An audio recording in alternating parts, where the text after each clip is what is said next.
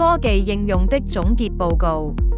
申請者 Arva Limited 凡建築有限公司。預先批核名單編號 PBS18003。產品名稱1. AutoCAD Revit LT Suite Commercial New Single User ELD Subscription 2. Dell Precision 3660 Tower CTO Base。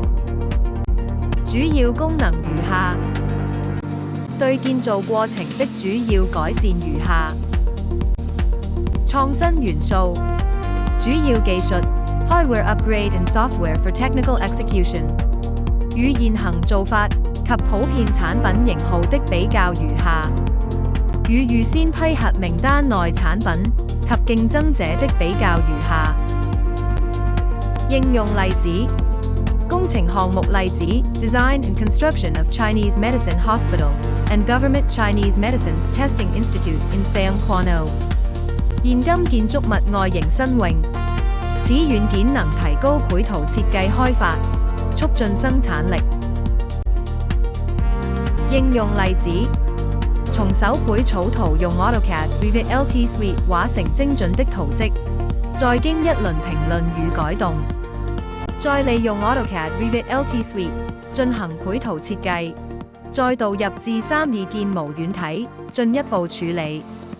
用3D 軟件建模後，再查看設計，有可能再回到 2D CAD 裏重新修改設計。得益生產力：改善以下生產力。